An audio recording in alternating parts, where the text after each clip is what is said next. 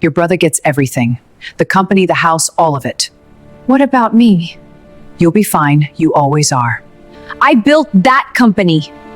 And now it belongs to him. You're serious? You can have until tonight to move out, Toa.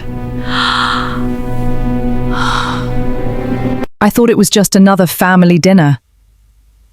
Nothing unusual, nothing dramatic. Just a table, a few polite smiles, and the same quiet tension I had learned to ignore for years. But that night, one sentence changed everything. Because in less than a minute, I lost my company, my home, and the place I thought I still had in my own family. My name is Amelia Parker, and I remember exactly how quiet the room was when my life was taken from me.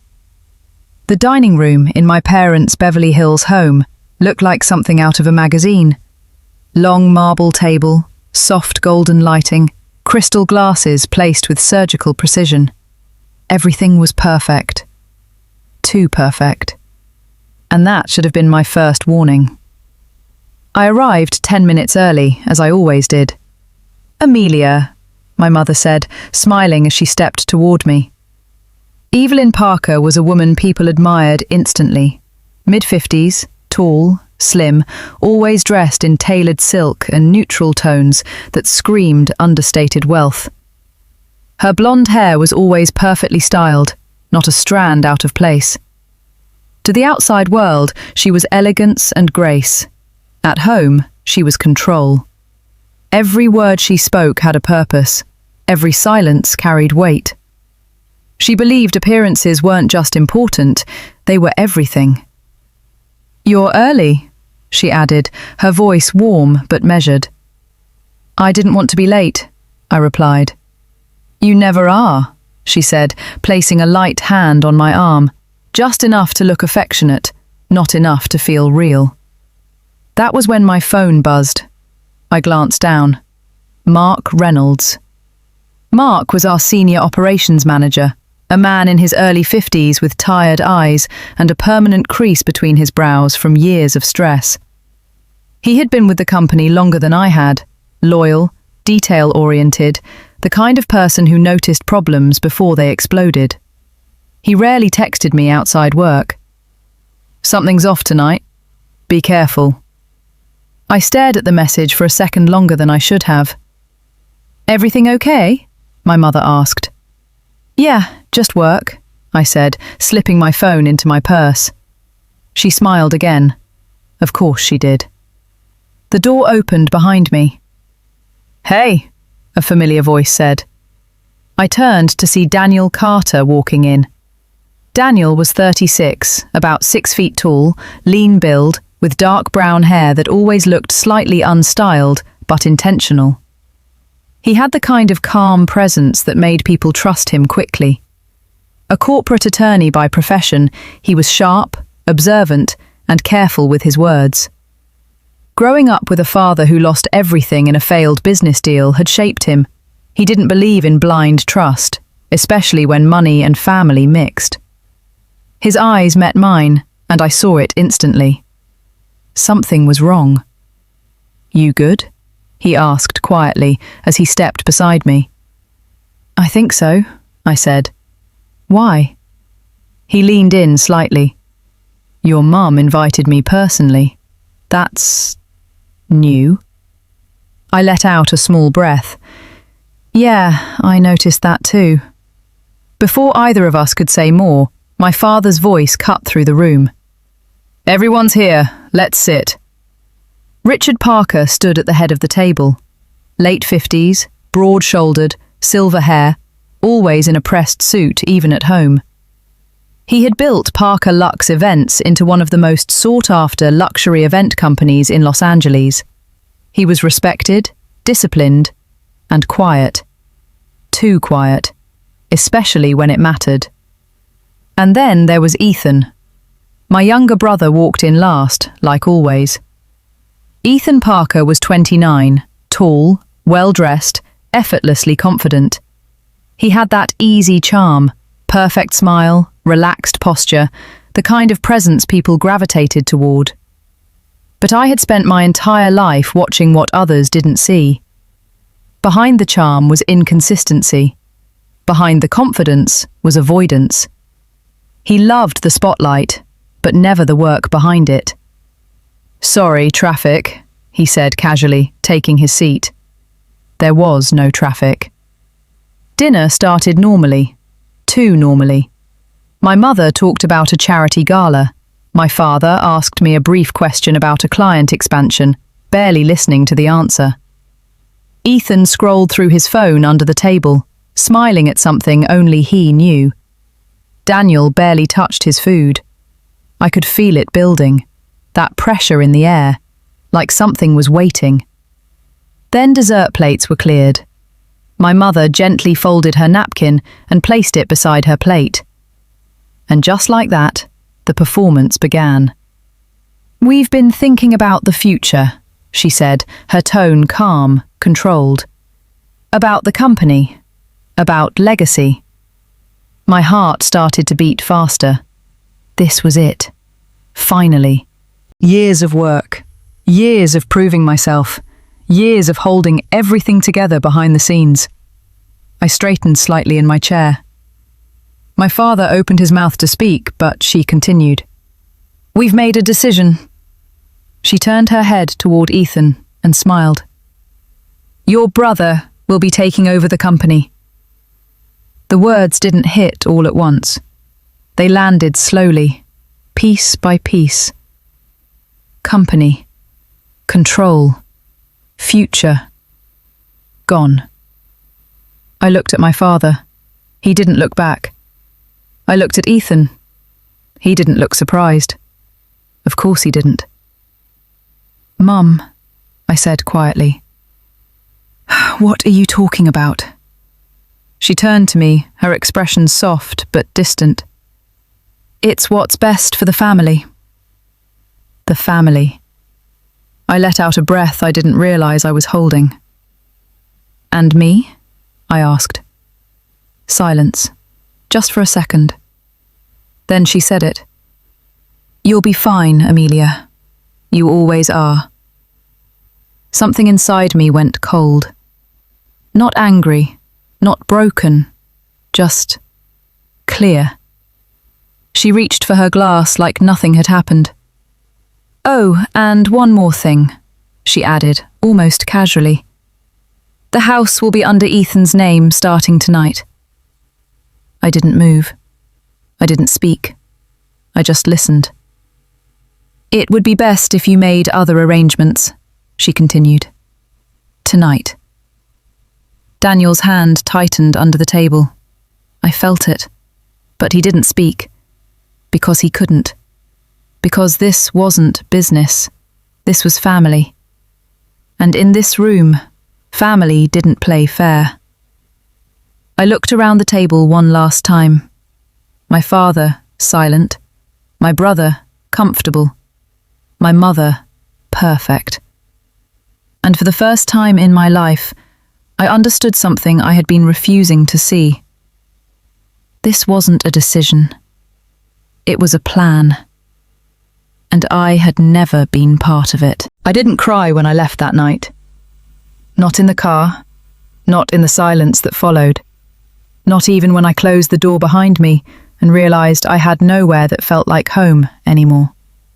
Because the truth was, I had felt invisible long before that dinner. It didn't start that night. It started years ago. I was 10 years old when I first understood the rules. My 4th grade classroom smelled like dry markers and old paper. I still remember standing in front of the class, holding my project, perfectly organized, color-coded, every detail double-checked. "Amelia did exceptional work," Mrs. Harper said, smiling warmly. She was in her early 40s, slightly shorter than me even then, with soft brown curls and kind eyes that made every student feel seen. She was the kind of teacher who remembered birthdays and stayed after school to help struggling kids. She believed effort mattered. I looked at my mother, sitting in the back of the room. Amelia Parker didn't clap. She simply nodded once, like it was expected. On the way home, she said, "That's what you're supposed to do, Amelia. Don't let it get to your head." That was the moment I learned something important. Excellence wasn't something to celebrate. It was something to maintain. Ethan was 8 when he broke his first expensive mistake. We were at one of my father's early event venues, before the company became what it was. A half-built ballroom, polished floors, fragile lighting installations everywhere. Ethan ran through the space, laughing, holding a soda can in one hand. "Ethan, slow down," I started. Too late. He knocked over a decorative glass panel, custom-made, imported, worth thousands. It shattered across the floor. The sound was sharp, final. Everyone froze. My father stepped forward, his face tight. But my mother got there first. "Oh, it's fine," she said quickly, pulling Ethan toward her. "He's just a child." She turned to my father. "Don't make a big deal out of it." And just like that, it wasn't. Later that night, I overheard the cost. It wasn't small. But Ethan wasn't punished. He was protected. I was 16 when I made my first real mistake. A labeling error in the inventory system. Small, but enough to delay a shipment. My father didn't yell. He never yelled. But he looked disappointed. And that somehow felt worse. Before he could say anything, my mother spoke. "You have to be more careful," she said, her voice low but sharp. "People will judge you more harshly." More harshly than who? I didn't need to ask. I already knew. By 18, I stopped expecting fairness. Instead, I focused on being useful. I spent weekends at the warehouse, learning systems no one else cared about. Inventory codes, vendor schedules, client preferences. The details that actually kept things running. That was where I met Lisa Moreno. Lisa was in her early 30s, medium height, athletic build, always in practical clothes with her dark hair tied back in a no-nonsense bun. She had grown up in a working-class family and fought her way into the industry without connections. She didn't trust easily, but once she did, she was fiercely loyal. "You notice things," she told me once, watching me fix a shipment discrepancy before anyone else caught it. "I have to," I said. She studied me for a second longer than usual. "Yeah," she said quietly. "I can tell." Lisa treated me like I mattered. Not because I was family, because I was competent. My father saw it too. He just didn't act on it. I remember one night clearly. I was 19, sitting in the back office fixing a vendor contract issue that could have cost us nearly $15,000. Everyone else had gone home. He stood in the doorway, watching. "You have a good instinct for this," he said finally. It wasn't much, but it stayed with me, because it was real. For a moment, I thought things might change. That maybe, finally, someone would say it out loud. That I belonged. But then my mother walked in. "We need to focus on Ethan's presentation tomorrow," she said, not even looking at my screen. "He needs to make a strong impression." And just like that, the moment disappeared. My father nodded. Of course he did. That was the pattern. Over and over again. Ethan was forgiven. I was corrected. Ethan was celebrated. I was expected. And somewhere along the way, I stopped asking why. Because when something happens often enough, it stops feeling like unfairness. It starts feeling like truth. By the time I turned 24, I had stopped asking for recognition. I started building results instead. The first major contract I ever saved happened on a Tuesday night. The office was almost empty, just the low hum of the air conditioning and the faint glow of desk lamps left behind by people who didn't expect anything urgent to happen after 6 p.m. But problems don't wait for business hours. Neither did I. The call came from Victor Langston, a high-profile real estate developer in his early 50s. Tall, broad, always dressed in expensive, tailored suits, with a voice that carried authority even over the phone. He had a reputation in Los Angeles, demanding, impatient, and ruthless when it came to deadlines. He didn't tolerate excuses. And that night, he was furious. A luxury event installation tied to one of his new properties had gone wrong. Shipment delays, incorrect materials, and a design mismatch that could cost the company over $1 million if the contract fell through. "I don't care whose mistake this is," Victor said sharply. "Fix it, or we're done." By the time the call reached me, Ethan was already gone. Of course he was. "He had a brand dinner," someone said earlier, as if that explained everything. So I stayed. I called suppliers. I renegotiated overnight delivery fees. I personally reviewed the design specifications and found the error no one else had caught. A miscommunication between two departments that had quietly escalated into a full-scale disaster. At 2:40 a.m., I sent Victor a revised plan. Clear, detailed, fixable. He replied 10 minutes later.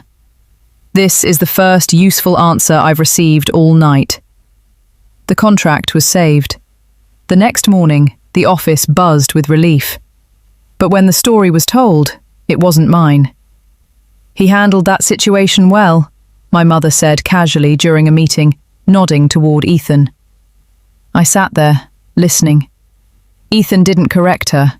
He just leaned back in his chair, accepting the credit like it belonged to him. It wasn't just that moment. It was all of them. By 26, I was the person people went to when something broke. Not officially, but consistently.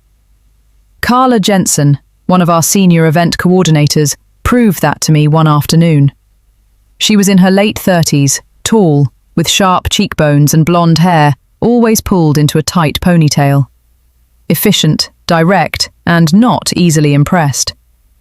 She had worked in 3 different firms before joining ours, and had seen enough to know who actually did the work. "Quick question," she said, stepping into my office without knocking. "That's never a quick question," I replied. She smirked. "Fair. Clients threatening to walk. Ethan said to keep the energy positive." I didn't look up. "What's the real issue?" "Logistics mismatch. Timeline doesn't work." "Send me the file." She did. 10 minutes later, I handed her a solution. She read through it, then looked at me. "You know everyone comes to you, right?" I shrugged. "They should go to him." Carla laughed softly. "They don't trust him." She didn't say it cruelly, just honestly. The truth was simple. Ethan looked like leadership. I was leadership. That difference became impossible to ignore when Nathan Cole entered the picture. Nathan was a major hospitality investor in his early 40s, lean, composed, with a quiet intensity that made people listen carefully when he spoke. He wasn't loud, wasn't flashy, but he had built a reputation for backing only the most reliable partners. He came to us for a multi-property event contract, high visibility, high stakes. We met in the main conference room. Ethan led the presentation. I sat beside him. Ethan talked about vision, brand identity, market positioning. Nathan listened, politely. Then he turned to me. "What do you think?" he asked. The room went still. I glanced at my mother. Her expression tightened, just slightly. But I answered anyway. I broke down the operational risks, timeline gaps, and cost inefficiencies in under 3 minutes. Clear, direct, real. Nathan nodded slowly. "That's the answer I was looking for," he said. Then he leaned back in his chair. "I'd prefer to work with her." Silence. Heavy.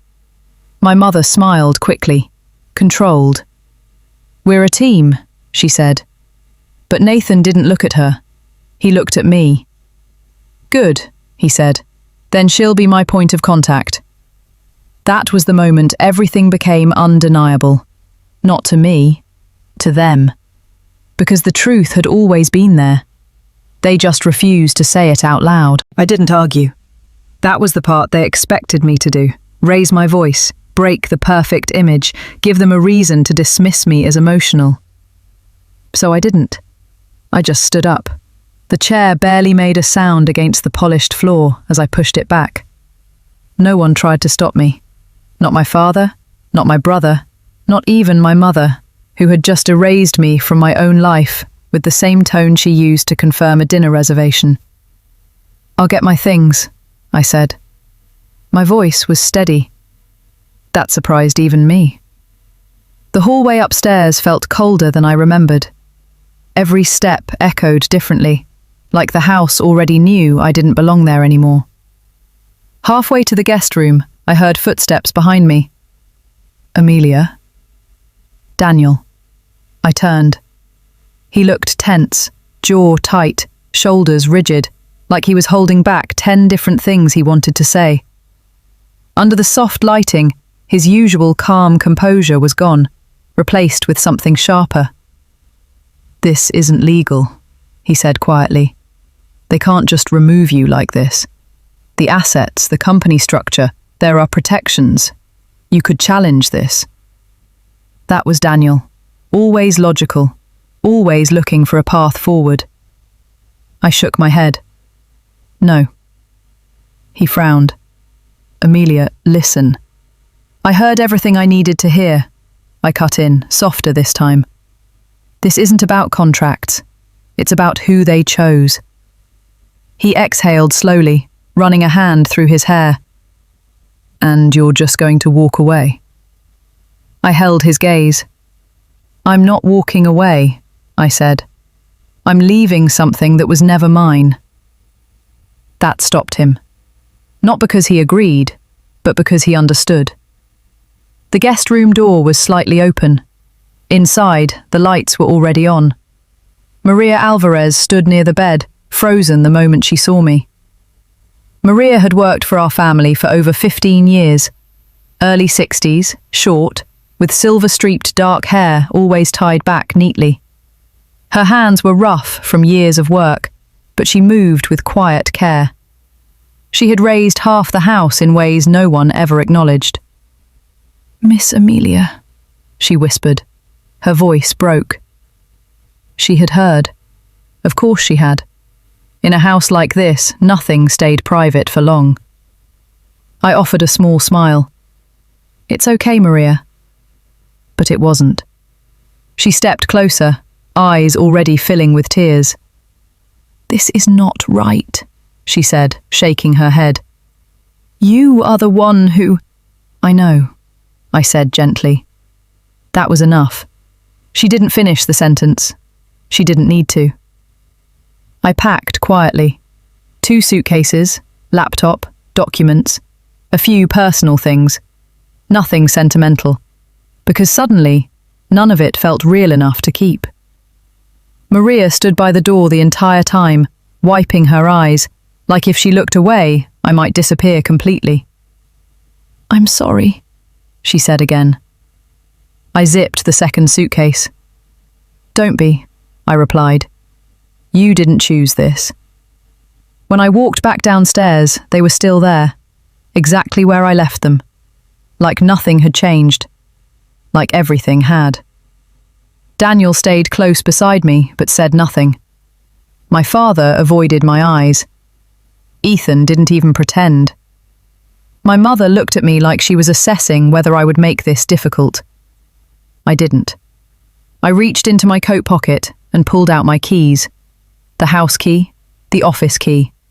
The small metal pieces that had once meant access, belonging, permanence. I placed them gently on the table. The sound was soft, but it echoed. For a moment, no one spoke. Then my mother gave a small nod, like something had been completed. "Take care of yourself, Amelia," she said. Polite, distant, final. I looked at her. Really looked at her. And for the first time in my life, I didn't feel the need to prove anything. "I will," I said. Then I turned and walked out. The front door closed behind me with a quiet click. No one followed. No one called my name. No one stopped me. And that silence told me everything I had spent years refusing to understand. I didn't go back to the office the next day. There was nothing left for me there. Instead, I booked a one-way flight to New York. The apartment I found wasn't impressive. It was small, barely enough space to stretch both arms without touching something. The walls were thin, the radiator hissed at night, and the window faced a brick wall instead of a skyline. But it was mine. For the first time in my life, no one could take it away. I sat on the edge of the narrow bed that first night, staring at the peeling paint on the ceiling. No marble tables, no perfect lighting, no expectations. Just silence. And a choice. 3 days later, I started my company. No investors, no team, no safety net. Just a name. Parker Advisory Group. I built it around what I actually knew: operations, logistics, fixing broken systems that looked polished on the surface but were quietly bleeding underneath. The kind of problems I had spent years solving for other people, without credit. My first real opportunity almost didn't happen. The meeting was with George Whitman, a mid-level business owner in his late 50s. Slightly overweight, thinning grey hair, always in wrinkled button-down shirts, like he didn't care much about appearances. He owned a chain of small event venues across Brooklyn, functional, not luxurious. His reputation was mixed, reliable, but resistant to change. He looked at me across the table, arms crossed. "You're younger than I expected," he said. I didn't react. "And you're doing this alone?" he added. "Yes." He leaned back, skeptical. "No offense, but I was expecting someone with more experience." There it was. Not said directly, but clear enough. I met his gaze. "You're not hiring experience," I said calmly. "You're hiring results." He didn't respond right away. So I opened my laptop and walked him through exactly where his business was leaking money. Slow inventory turnover, poor scheduling, underutilized space. Not opinions, facts. By the time I finished, he wasn't leaning back anymore. He was listening. "I'll give you 30 days, he said finally. "Prove me wrong." That was all I needed. The work was harder than anything I had done before. Not because it was complicated, because this time everything depended on me. No backup, no structure to hide behind, just outcomes. That was when I met Nina Brooks. Nina was 32, tall and sharp-featured, with dark skin and tightly coiled hair she wore in a neat bun. She dressed simply, clean lines, neutral tones, but there was precision in everything she did. She had worked at a larger consulting firm before, but left after being passed over for promotion 3 times, despite outperforming her team. "They said I wasn't visible enough," she told me during our first meeting. I understood that immediately. She didn't need to explain. I brought her in on a short-term contract to help with George's project. Within a week, I knew she wasn't temporary. She noticed details most people ignored. She asked the right questions. And most importantly, she didn't need validation to do her job well. Neither did I. We worked late most nights, rebuilding systems, fixing inefficiencies, training staff. By the end of the 3rd week, George called me personally. "You were right," he said, almost reluctantly. "Numbers are up." He paused, then added, "Didn't expect that." I allowed myself a small smile. "I know." That night, I went back to my apartment. Same cracked ceiling, same narrow space. But it felt different. Because for the first time, every result, every step forward, belonged to me. The first crack didn't come with a collapse. It came quietly, like something loosening beneath the surface, slow, unnoticed, until it was too late. I wasn't looking for news from Los Angeles. I didn't need it, but it found me anyway. The first message came from Daniel, short, careful. Things aren't stable. We met a week later when he flew into New York for work. Same calm presence, same measured tone. But something about him had shifted. Daniel Carter wasn't easily unsettled, but that night, sitting across from me in a small midtown restaurant, he looked concerned. "They're spending too fast," he said. "How bad?" I asked. He exhaled slowly. Ethan pushed a full rebrand. New logo, new campaigns, influencer partnerships, launch events that cost more than they'll ever return. I didn't react immediately, because I already knew the pattern. "Revenue?" I asked. Daniel shook his head. Flat. Maybe worse. That didn't surprise me, because I knew exactly what Ethan valued. Visibility over structure, appearance over function. A week later, I got another update. This time not from Daniel, from Carla Jensen. Her message was blunt. I resigned. I stared at the screen for a long second before calling her. She picked up immediately. "Hey," she said. No hesitation, no small talk. "What happened?" I asked. Carla let out a dry laugh. "What didn't?" She sounded the same, direct, controlled, but there was fatigue underneath it now. "He fired Mark," she said. That hit harder than I expected. Mark Reynolds had been one of the few constants in that company, the kind of person who held systems together when everything else started slipping. "Why?" I asked. "Because he slowed things down," she replied.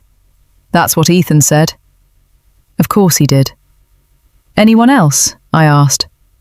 3 more managers, all senior, all replaced with people Ethan knows. I closed my eyes for a second. "And operations?" I asked. Carla paused. "That's the problem," she said quietly. "There isn't any." That was the second crack, not visible from the outside, but fatal on the inside. 2 weeks later, I saw the third, not through a message, through a headline.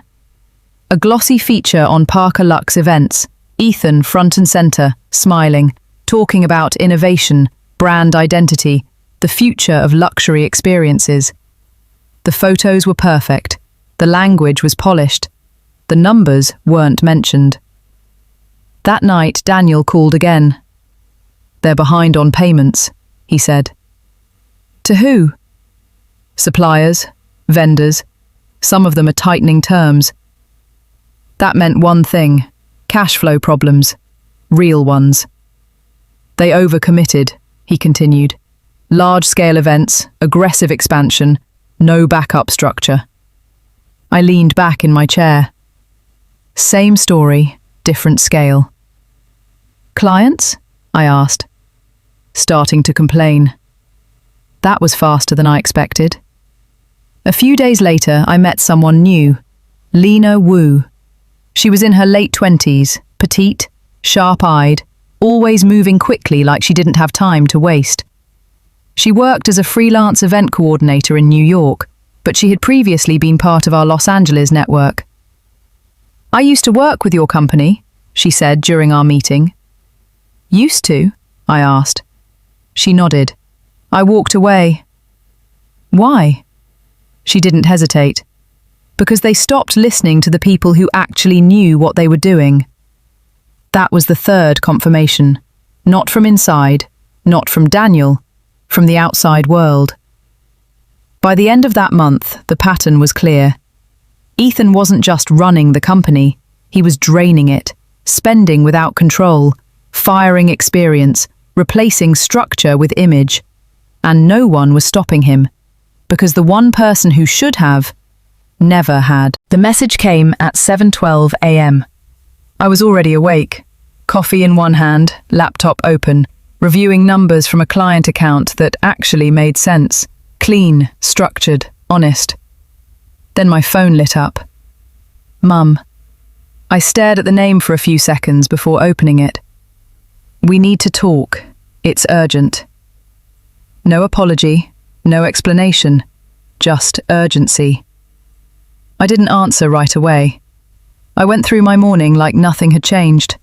Finished the report, took a call, reviewed a proposal with Nina. Control.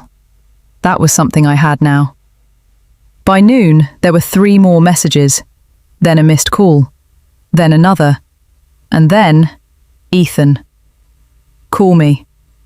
No greeting, no context, just an order. I almost laughed. I called my father first. If there was going to be honesty anywhere, it would be there. He picked up immediately. "Amelia," he said, his voice thinner than I remembered. "What happened?" I asked. There was a pause. Not long, just enough. "We're having some challenges," he said. I closed my eyes briefly. "Define challenges." He exhaled. "Cash flow issues, vendor pressure, a few delayed payments." "A few?" I asked. Another pause. "That's not all," he admitted. By the time he finished, I didn't need to ask more questions. I already knew the shape of the problem. It wasn't a setback. It was collapse in motion. My mother got on the phone next, and right on cue, she started crying. But even through the tears, her voice hadn't changed. Still controlled, still measured. "We didn't expect things to go this way," she said. "You know how much this company means to the family." The family. That word again. "We need your help," she added. Not "please come back," not "we were wrong," just help. Like I was still part of the system. I leaned back in my chair. "What exactly do you want from me?" I asked. "To come back," she said quickly. "To stabilize things, just until everything is under control." Just. I almost admired the way she said it, like it was simple, like it was small. "Where's Ethan?" I asked. Silence. Then my father answered quietly. "He's here." "Put him on." The line shifted. Then his voice came through. Different, not confident, not smooth, just tight. "Amelia," he said. No sarcasm, no attitude. That was new. "What happened?" I asked again. This time he didn't deflect. "I messed up," he said. 3 words, short, heavy, real. I didn't respond immediately, because I wanted to hear what came next. "I thought I could handle it," he continued. "The expansion, the rebrand, all of it."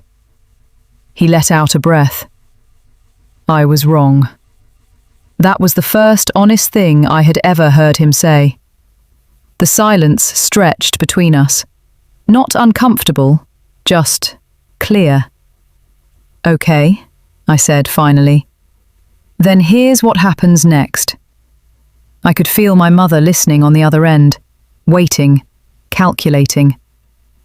"I don't come back as support," I said. "I don't fix things quietly. I don't stand behind anyone while they take credit." I paused, then continued. "If I step in, I take control. Full operational authority. Every decision goes through me." No one interrupted. Good. "Ethan steps down," I added. "Immediately. No exceptions." That was when my mother spoke again. "Amelia, that's not necessary." "It is," I cut in, calm. Silence. I want full access to financial records, contracts, liabilities. No filtering, no delays. I could hear my father breathing on the other end. And one more thing, I said. This time, my voice didn't change, but something inside it did. You acknowledge, formally, that the company was damaged by his decisions. That landed. Hard. No, my mother said immediately. Of course she did. That would be humiliating, she added. I nodded slowly, even though she couldn't see me. I know. The line went quiet. No one rushed to respond. No one tried to negotiate. Because for the first time, they weren't in control. Think about it, I said. Then I ended the call. I didn't go back right away. I made them wait. 3 days. Long enough for reality to settle in. Long enough for them to understand that I wasn't coming back as a daughter. I was coming back as a decision. When I walked into the Los Angeles office again, nothing looked the same. Not because the furniture had changed, because the illusion had. The lobby still had polished floors, soft lighting, and curated displays, but underneath it, I could see what others couldn't. Disorganization, stress, fear. The first person I saw was James Porter, mid-40s, average height, slightly hunched posture, like he had spent too many years adjusting himself to other people's expectations. He was part of the mid-level management team, quiet, observant, rarely spoke unless necessary. The kind of employee who survived by staying invisible. Amelia, he said, standing up too quickly. You're back? For now, I replied. He nodded, relief flickering across his face before he tried to hide it. That told me everything. The conference room was already full. My father sat at the far end, older than I remembered. My mother sat upright, composed as always, but her hands were tightly folded. And Ethan. He didn't look like himself anymore. The confidence was gone. He looked tired, smaller. For the first time in his life, he looked like someone who had consequences. You've had time to think, I said, taking my seat. My voice was calm, controlled, professional, not personal. My father spoke first. We agree, he said quietly. I nodded once. Good. I turned to Ethan. This is where it changes, I said. He didn't argue, didn't defend himself. That was new. You step down, I continued, effective immediately. He swallowed, then nodded. Okay. No resistance, no ego, just acceptance. My mother tried to speak. We can restructure roles without removing him completely. No, I said. Not louder, just final. The room went silent. Because this time, there was no space left for negotiation. Within hours, the changes began. Access revoked, authority reassigned, decisions rerouted. The next day, I started making calls. Not to new people, to the ones who had already left. Carla came back first. No hesitation. I knew this would happen, she said. Mark followed. Slower, but he returned. Because he trusted the system, not the name. By the end of the week, the foundation started rebuilding. Not publicly, not loudly, but correctly. That was when I met Olivia Grant. Early 40s, tall, sharp, with short blonde hair and a reputation for financial precision that bordered on ruthless. She had spent years restructuring failing companies, cutting waste, enforcing discipline, restoring order. I don't fix feelings, she said during our first meeting. I fix numbers. Good, I replied. That's all I need. She became my financial lead within 48 hours, because this time, I wasn't building based on trust. I was building based on competence. The rebrand didn't come immediately. That would have been symbolic. I wasn't interested in symbols. I was interested in truth. But 2 months later, when the system stabilized, when the numbers made sense again, when the structure actually held, I changed the name. Not for them, for me. The old company didn't deserve to survive unchanged, so I didn't let it. On the day the new sign went up, I stood in the office alone. Glass walls, natural light, a space that finally reflected something real. Not performance, not illusion. Structure, clarity, control. I walked to the center of the room and stopped. No voices, no expectations, no one waiting for me to prove anything. Because for the first time in my life, there was nothing left to prove. Everything here was mine. That's my story. I didn't lose everything that night. I just stopped holding on to what was never mine. But let me ask you, if you were me, would you go back and save them, or walk away and let them face the consequences? Would you forgive, or never look back? And when they finally say, "We were wrong," does it even matter anymore? Tell me your choice. I want to hear it. If this story moved you, don't forget to like, subscribe, and follow for more powerful stories like this.